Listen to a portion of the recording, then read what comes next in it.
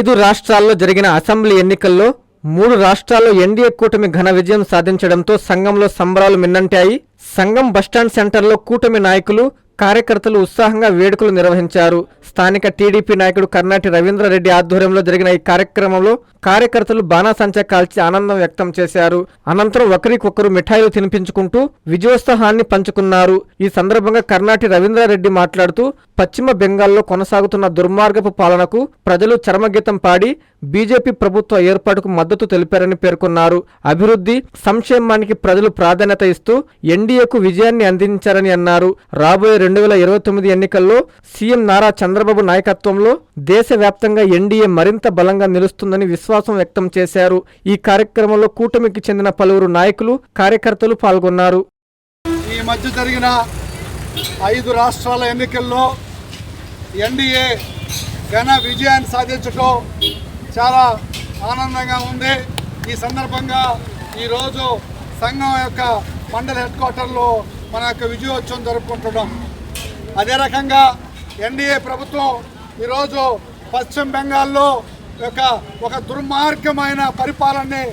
దుర్మార్గమైన పరిపాలన తీసేసి ఈరోజు ఎన్డీఏ రావటం అక్కడ చాలా హర్షించదగ్గ విజయం.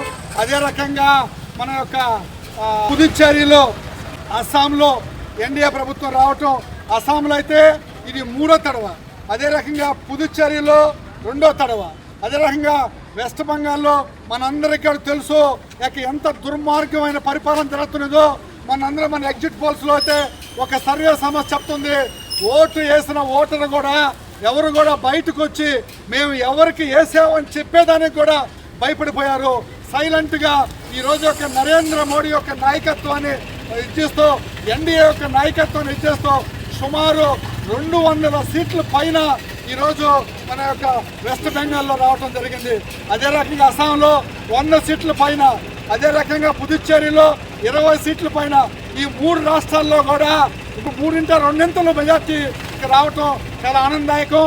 అదే రకంగా మన యొక్క ముఖ్యమంత్రి శ్రీ నారా చంద్రబాబు నాయకత్వంలో రాబోయే ఎలక్షన్లో రేపు 29లో కూడా మన యొక్క ఆంధ్రప్రదేశ్లో నారా చంద్రబాబు నాయకత్వంలో ఎన్డీఏ ప్రభుత్వం అఖండ విజయాన్ని ఈ సందర్భంగా చేకూర్చాలని చెప్పి కోరుకుంటున్నాం. అదే రకంగా ఈరోజు మీ అందరికీ కూడా తెలుసు, డబుల్ ఇంజిన్ సర్కార్ యొక్క ప్రాముఖ్యత వెస్ట్ బెంగాల్లో గుర్తించి అక్కడ గెలిపించడం.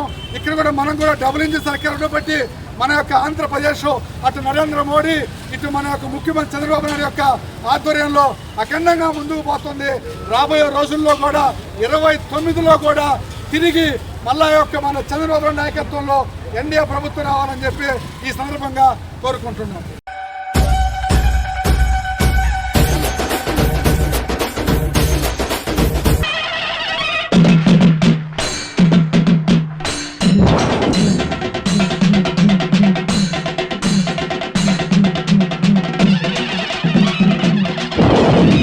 జాతర మహోత్సవ ఆహ్వానం.